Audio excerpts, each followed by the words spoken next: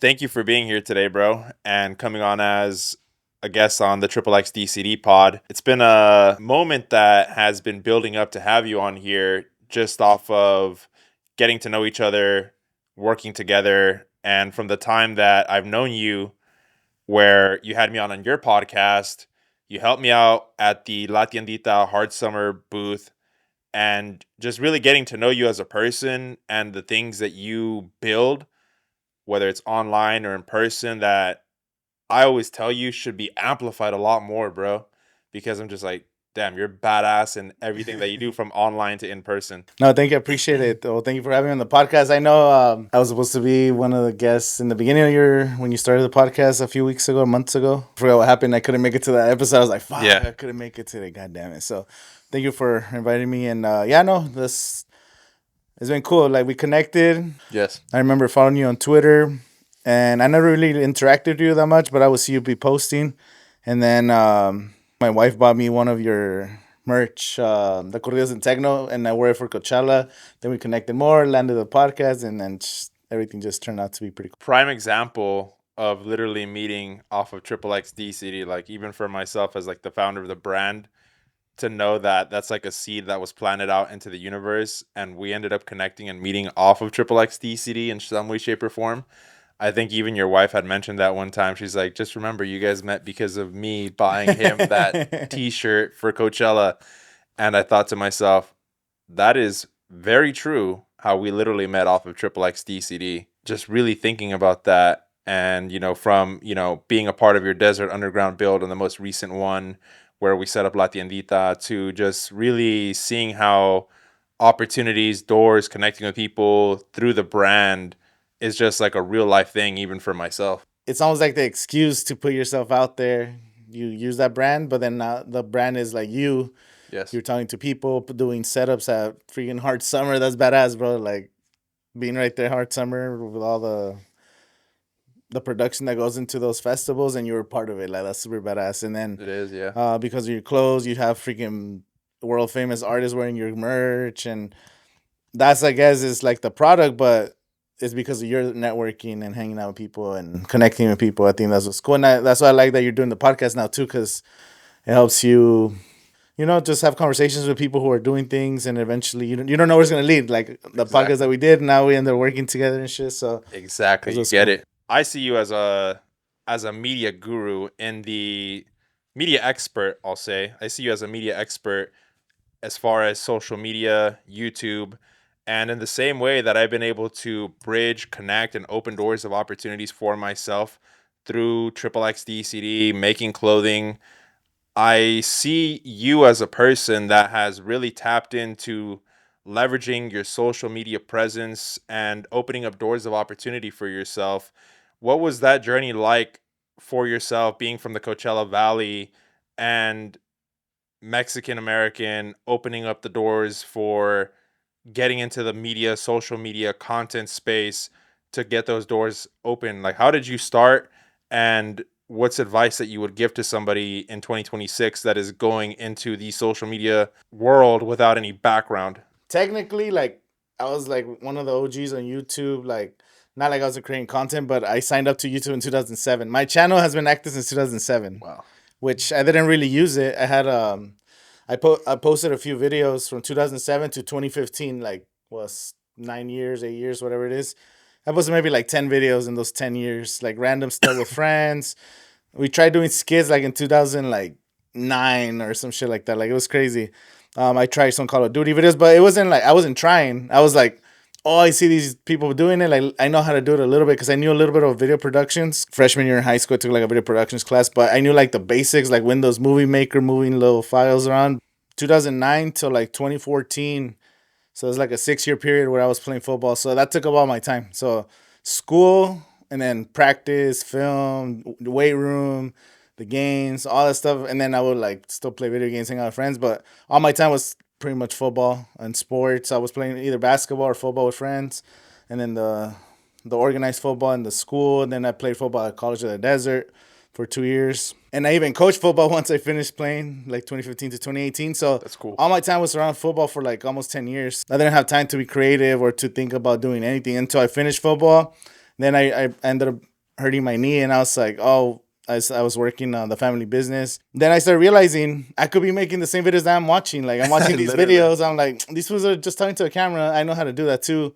Fuck it, let me just jump into it. And then it wasn't music. It wasn't nothing related. It was about books because I was listening to a lot of Audible books on my long drives to work. A 6 hour commute. Most books are like 6 to 10 hours. Yes. So in one day, you're almost like listening to an entire book. It would take me like 2 to 3 days, and I would go through a whole book. And I was like, oh shit, let me go on YouTube and see what book I get next. And the natural progression is you start with books, and then I went to movies, movie reviews, first reactions, because I saw first reaction videos get a lot of views because I didn't know what to do at the time. I didn't have a plan. You're figuring it out I'm as you're training. yeah, so then I'm like, oh, first reaction videos.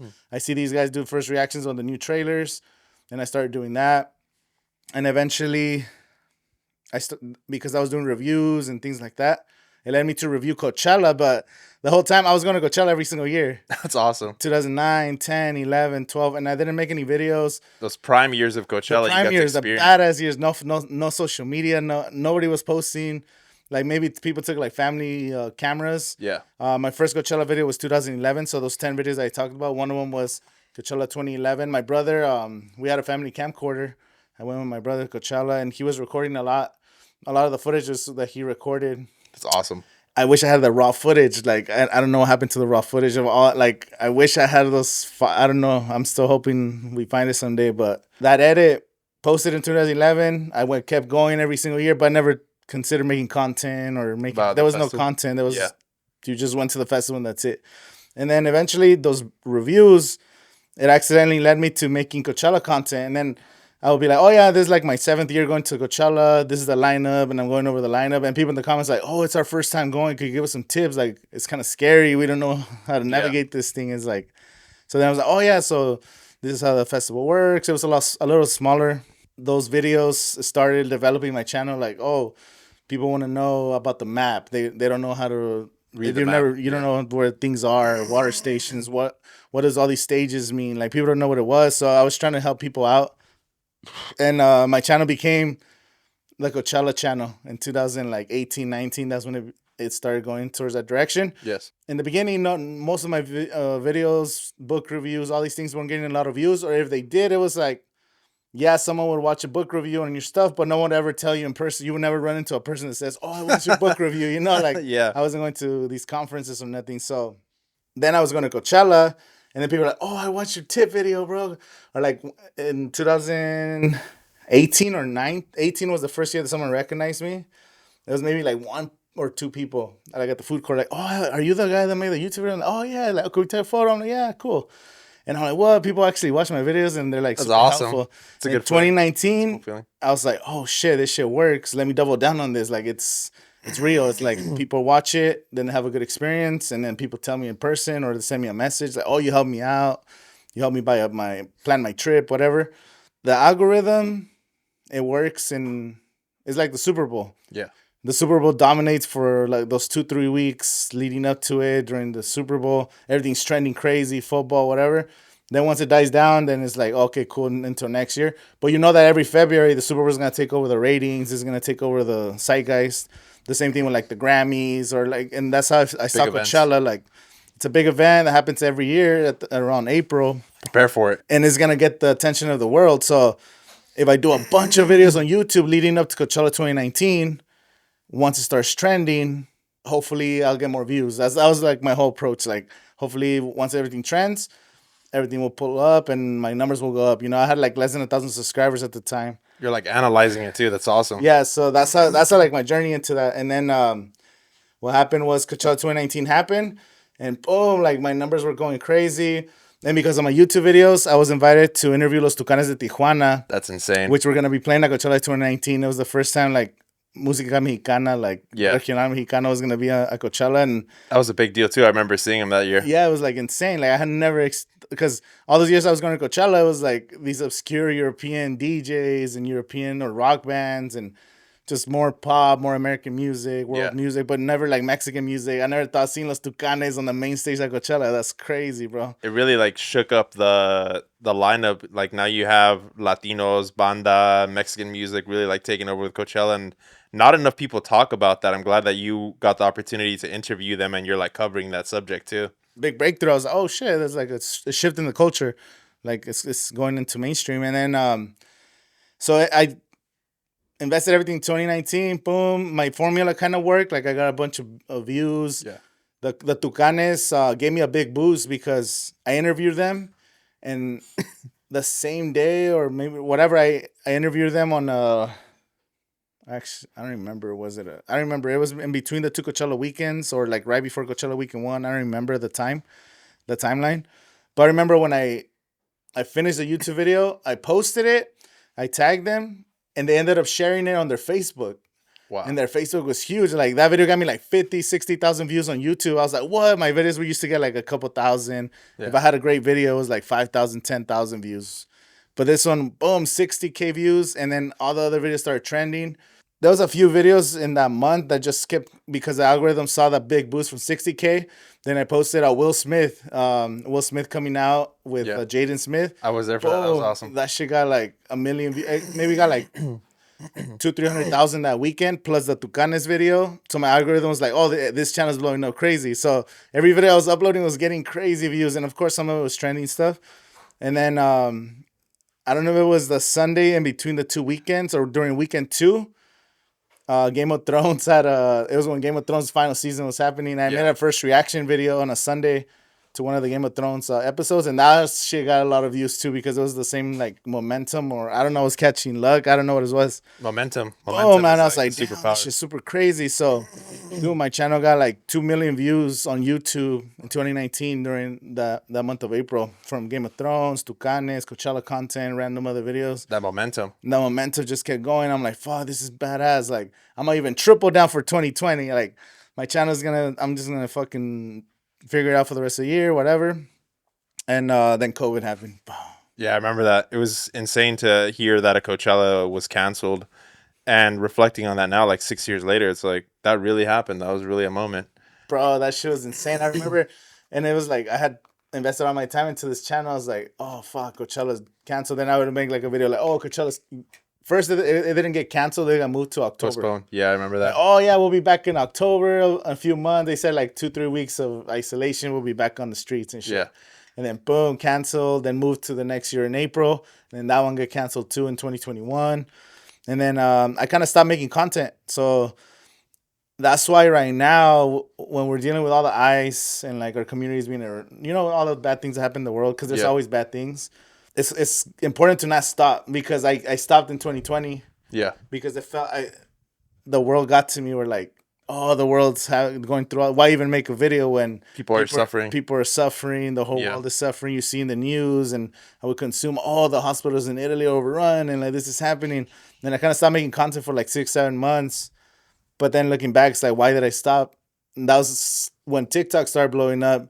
And that's when people started using TikTok and started blowing up. And that's when I stopped making content. So that's why I never got into TikTok, because that's when I took a break. And now you just hit 10K on TikTok today, actually, when we were talking about that. Congratulations. And I always had a hard time with TikTok. I always had like, I don't know, I never wanted to use it. Like, it was like, I'm focused on YouTube. YouTube's always been my number one. It is. It's still today. I'm glad that you're saying that, because as I'm now getting into YouTube, I see it, and even having conversations with you and other people that are in the content world, YouTube is that number one platform.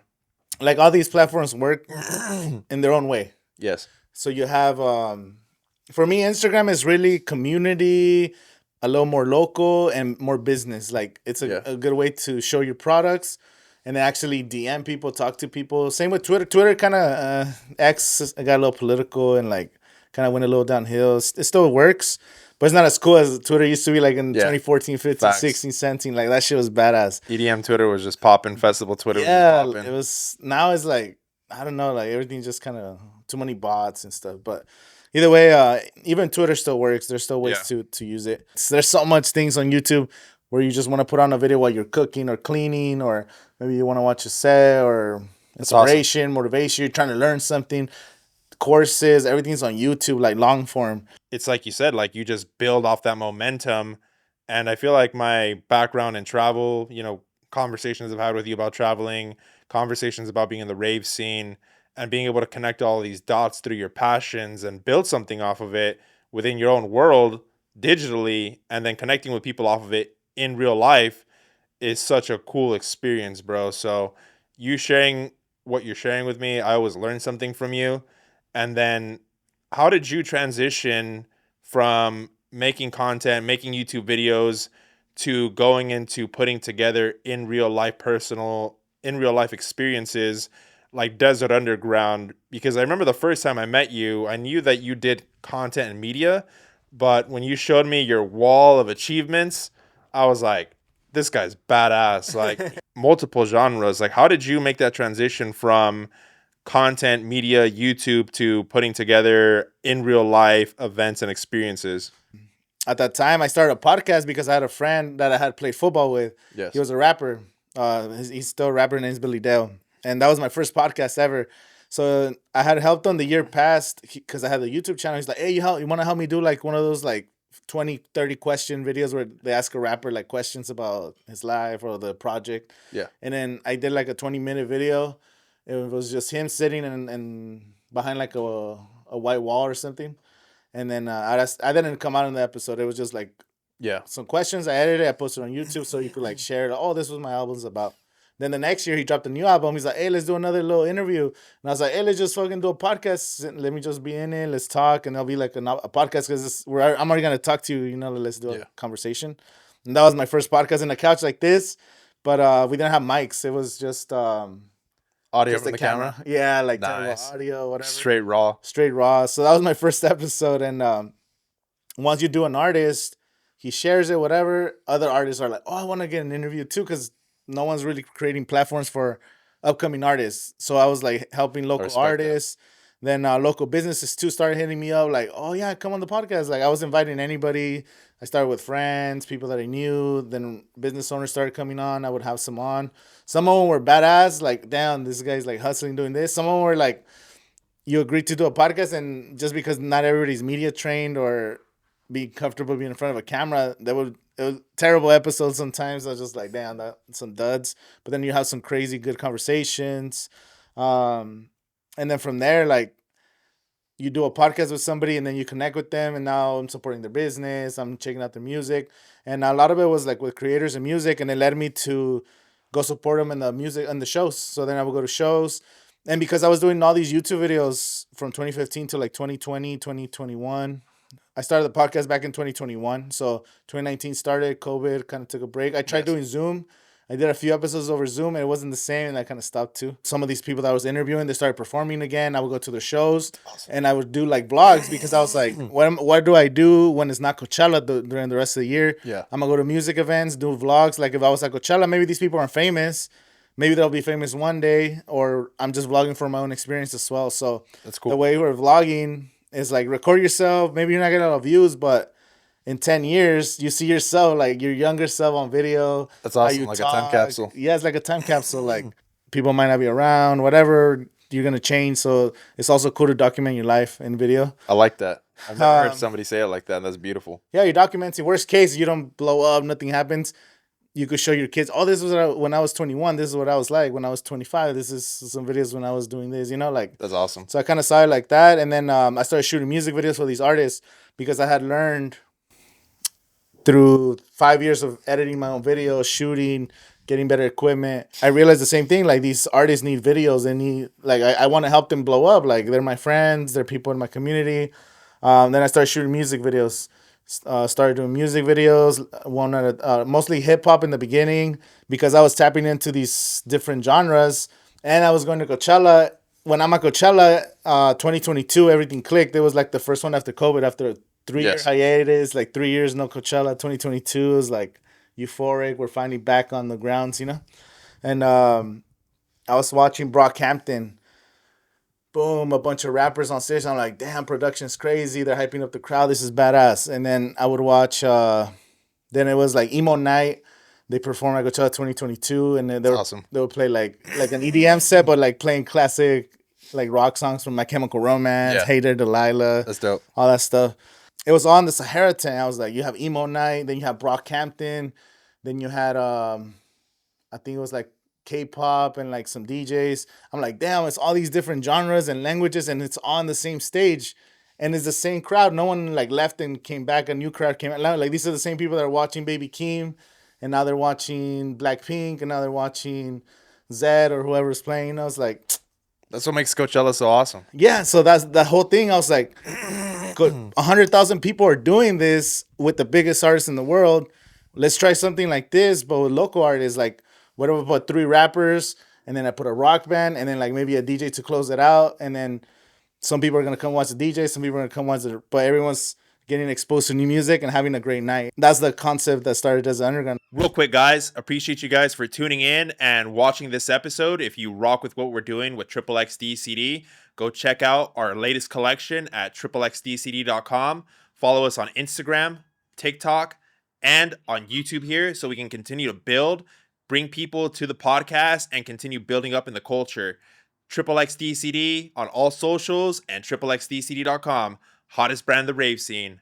Let's go. Not only are you bringing one category of people, you're bringing a multitude of different people that otherwise wouldn't be exposed to these other sub communities within the same city, within the same region, which is the Coachella Valley, which I've gotten to know so much talent through knowing you. And even for my first Desert Underground, when we had La Tiendita by XXXDCD there, so many people spoke very highly about you and your build on Desert Underground, bringing people together through music, multiple genres, and emerging talent from artists that you now see on main stage platforms like the Close Friends Only, like Ocho, and seeing bandas, Mexican music from Mexico, and hip hop artists all fused together, people connecting off of it. It was just an amazing experience that you can see why you have such a strong credibility and reputation within the Coachella Valley.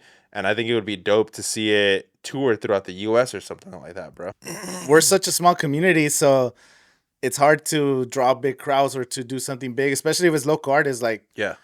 that's been the hardest thing is, oh, you can't, like, people don't want to go support local artists, but our Desert Underground show or Desert Underground events have shown that people will come out if you make people care, if you really invest to it. I like Because that. I would see other promoters, or not promoters, but the only time you would see like hip hop artists or certain genres of music is like a nightclub or something's like, oh yeah, you guys could have a random Tuesday hip hop or a Thursday night hip hop. Never on a prime time on a Friday or a Saturday, which I get because that's people don't want to see that. Like, people are just trying to party. Yeah, that makes But at the sense. same time, is because they're doing it as a business. They're doing it as a, I'm just trying to fill in a day. So the only time hip hop is like a Wednesday or Thursday. But I'm like, what if hip hop is like the headliners and like you put in a stage and there's production and now people are going crazy and then like, oh, that's fucking badass, you know? So I was trying to bring that because I've seen it at Coachella, like I said, is like I seen Hip hop goes crazy. people are watching the hip hop set because they want to watch the artists after them. Maybe like I've experienced so much artists that I became a fan of by, let's say I want to watch someone at 9 p.m. I show up a little early, so I'm watching the set before them, and I'm like, damn, this shit was crazy. Like, I never knew I was gonna like this. So, and that happened at the first Desert Underground. So I had 7 rappers, one Mexican artist, Regional Mexicano, and then I had 2 DJs. It was a Awesome. back to back to close it out. That's So awesome. Who were the DJs? it was Suarezito, back to back DJ Contras. Nice. Suarezito's here from LA. He's from the Valley, but he lives in LA. And then DJ Contras is in the Valley. He's like well known. So I had them do a back to back to close it out. That's awesome. And then 7 rappers. And then I had, so it was like, I think it was 4 or 5 of the rappers. And then after like 5 sets, then I had the corridos. So all these rappers had never listened to Mexican music. And then this one pulls up. It was Fernie, the same one that closed out this Underground. Nice. He was like 17 years old. He was already dropping corridos. He had like songs with hundreds of thousands on YouTube. And I'm like, this was doing original music. Fuck it, let's give him a slot. That's awesome. So, boom, like hip hop. And then when he started playing, all these hip hop guys don't even speak Spanish. They had never seen the tololoche. Boom, the kids hitting it, the experience. requinto, the solos. They're like, damn, this shit sounds badass with the bass. Like for them, that was a cool experience. And then for Fernie and his friends who were there for the Mexican music, they were the first time they had ever seen rappers perform live. Like they've Damn. never, they're like, damn, these guys get down. Like, and now they follow each other on social media, and that's what I wanted. Like they cross pollinate People cultures. connecting. Yeah. Some shit that these was where I never gone to a hip hop show. Now they're seeing it live. That wow, that shit is different. Like they're doing art.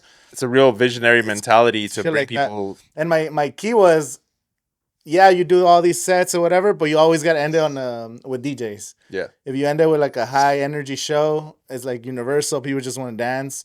And we had like a good closer. So that was like the first That's Underground, like little mix like that.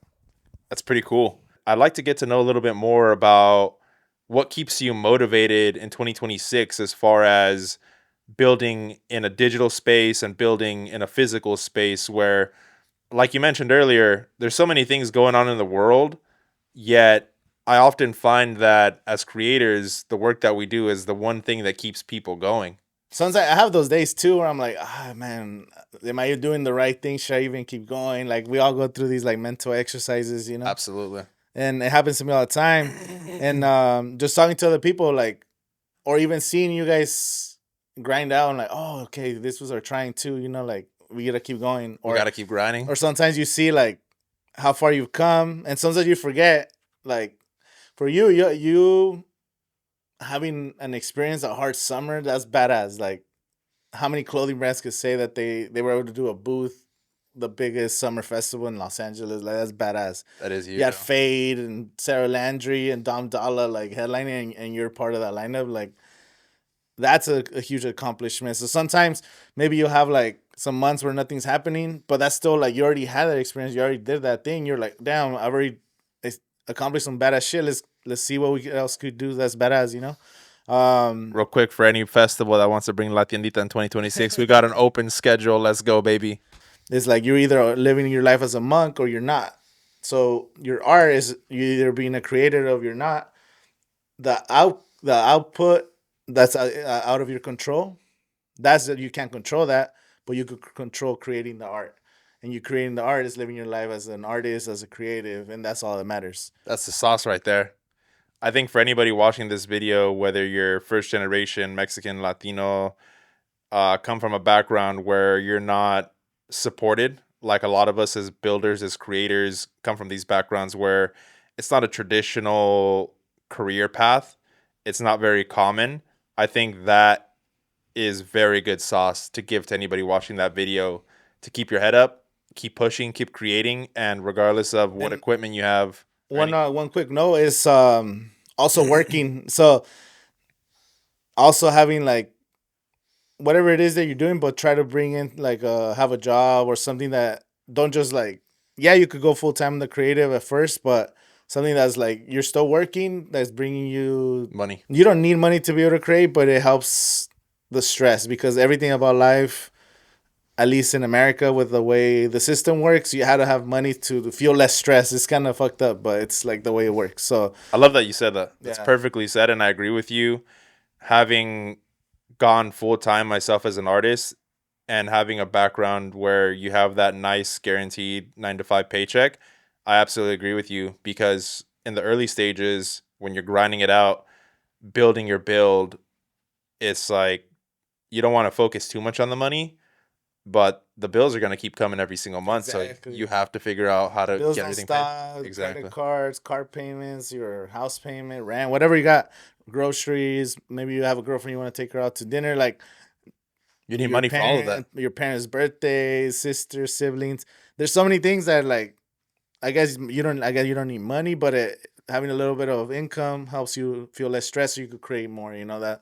I love That's that. the Perfectly so. said. Any advice? So it would be that just hustle and then just hustle because we have time. Especially now, everybody's addicted to the phone, and it's kind of sad. Like I'm super addicted, but everyone around me is super addicted to their phone too. Yes. So consume less, but create. Like if you're gonna be online, you're gonna use your phone, be on TikTok or whatever platform.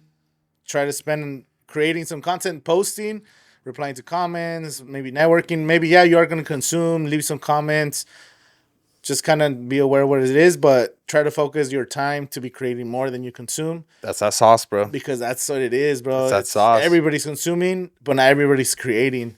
That's that And sauce. one of the things that I realized with Coachella and these events that are happening, you're not posting enough at these events, because sometimes we post one or two times and we're like, oh, that's it, the algorithm. But that whole weekend, like if it's Super Bowl content and you're posting facts about the Super Bowl and all these other times, this is where you can watch the Super Bowl, and then a video about, oh, this is going to be the halftime show, oh, this team, whatever. You do 30, 40, 50 videos about the Super Bowl.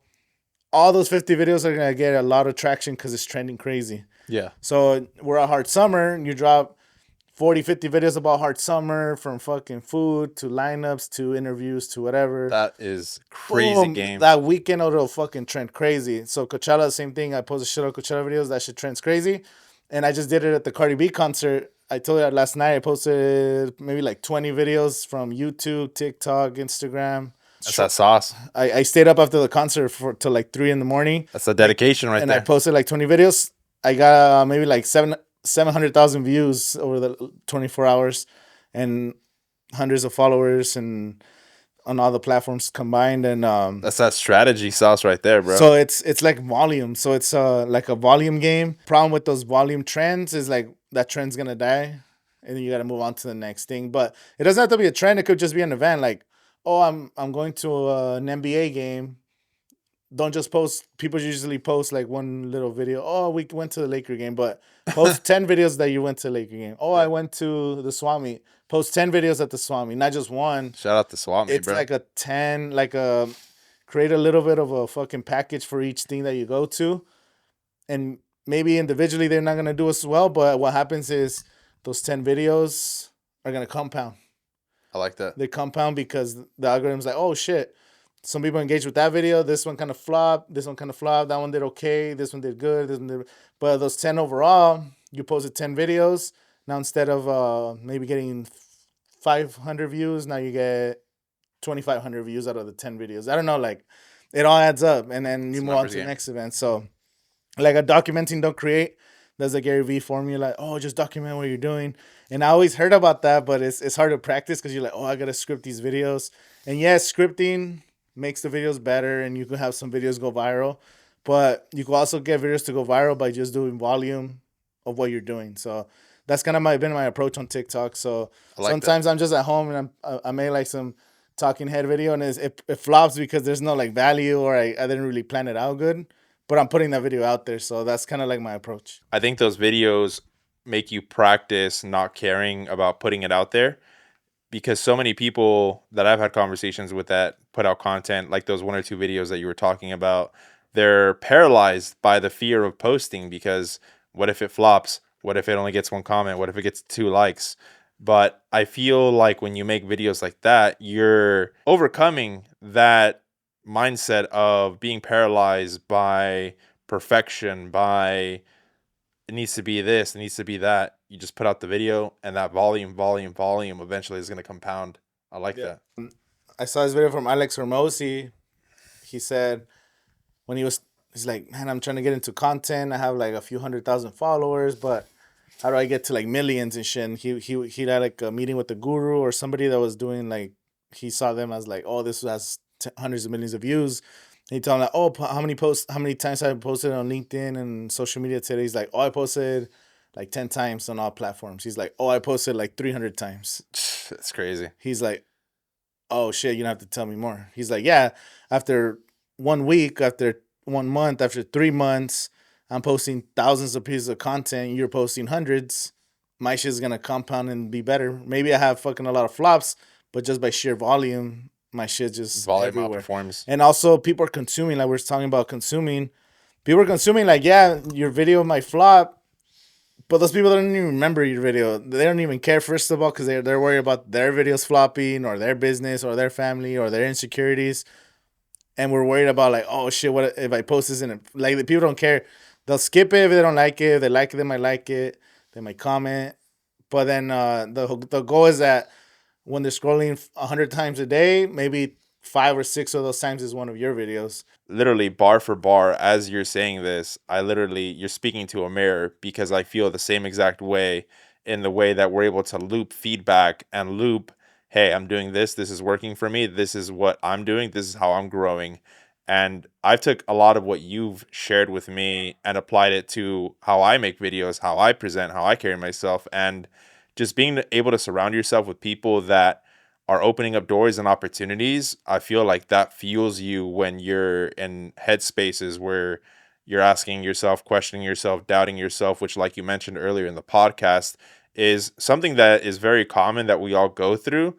But having that system of bouncing ideas and conversations with other creatives like yourself, that's the sauce right there. Even saying it out loud, and I've heard people say that in the past, but not until it happens to you where you're like, hey, I'm having this problem, this is happening, this is happening, this is happening. I'm talking to somebody on the phone, and while I'm saying these things and trying to explain the situation, I kind of solve the problem Yeah, because I'm like, oh shit, I should just do this. Like it's happened to me so many times when you're like talking to a person. Oh, okay, that's what I need to do. Like I like that. it's I sometimes like your that. mind, you just have to say it out loud, talk to somebody.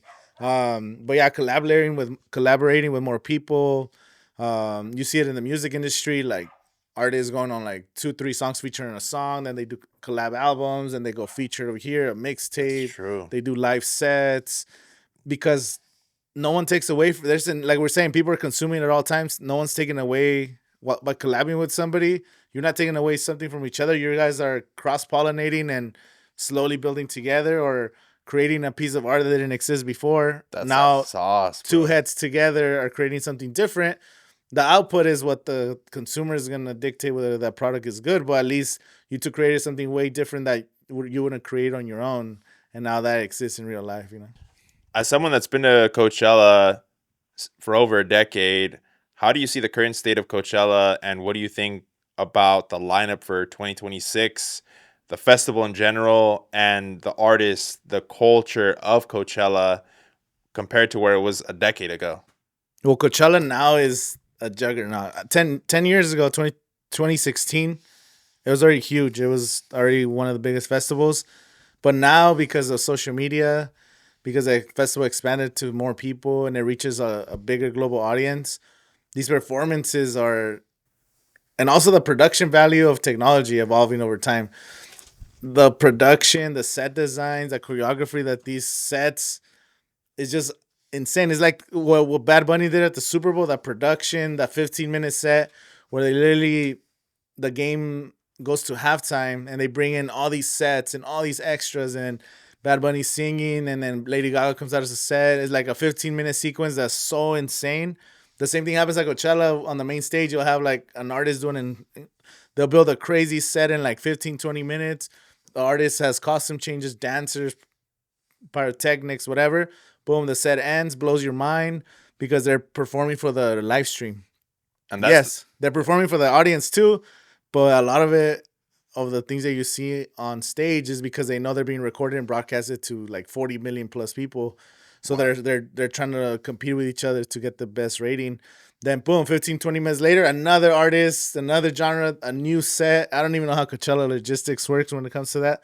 So now it's like you're watching extended versions of that halftime Super Bowl show, but every set it feels like that. Like, oh man, like you'll have an artist bring out some of the biggest special guests like Billie Eilish and Lord, and or Charlie XCX last year brought out Billie Eilish, Lord, Troy Sivan.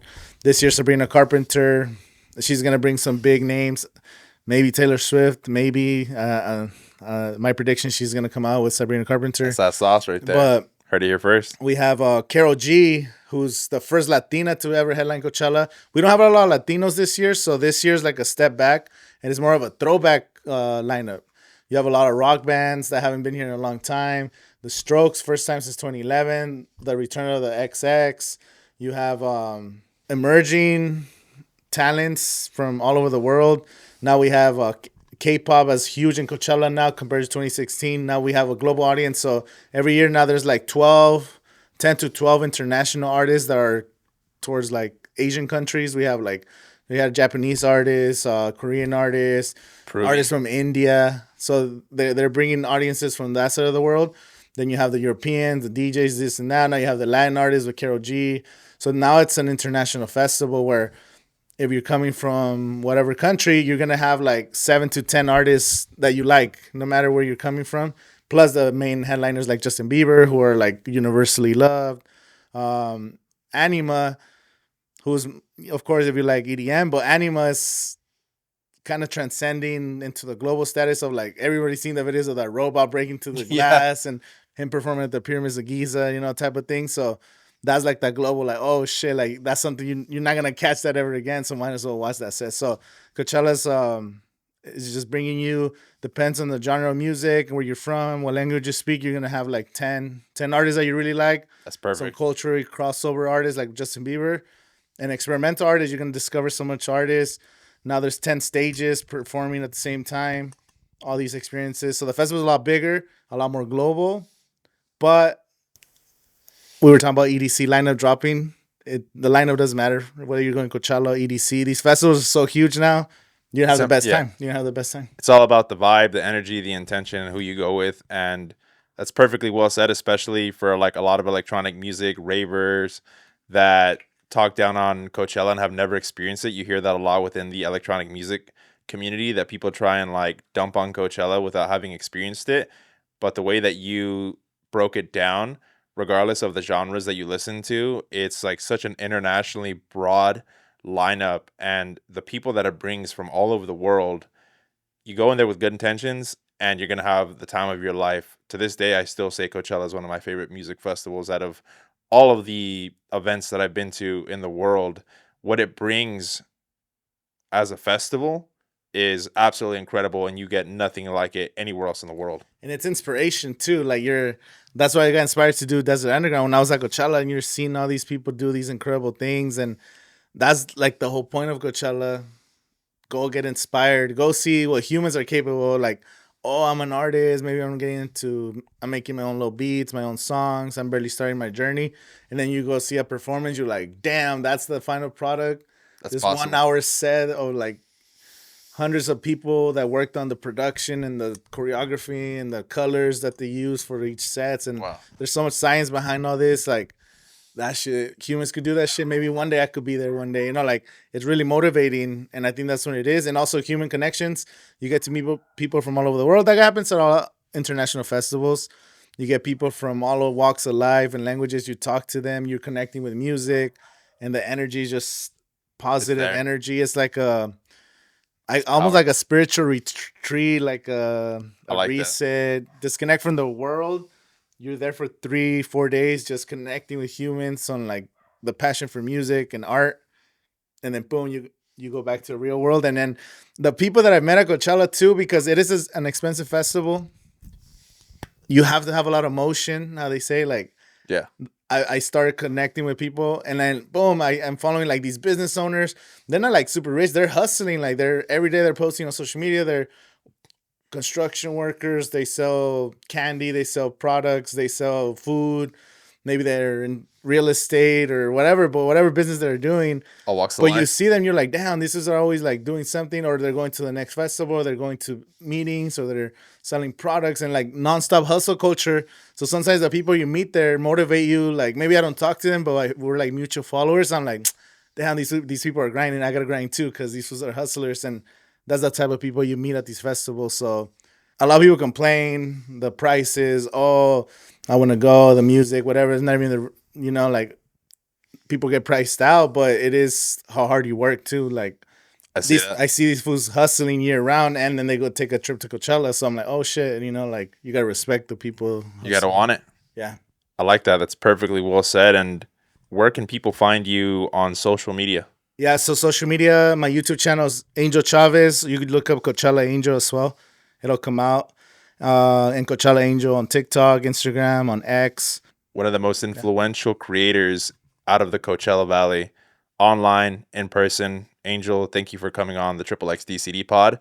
And what can we expect from you in 2026 to wrap it up? 2026, we're taking it to the next level again, working with more people. The power collaboration helps us grow bigger. So this year, my goal is to get into music production and release music. So I've been working all these years, and I finally feel ready. So that's the next step. Let's go. Yeah. Throw down that hard techno set. I'm gonna do back to back with Gordo at the Yuma. Let's go. Thank Thank you, bro. you, bro. I wish we could do this for like 3 more hours, but We could. shit. Next time.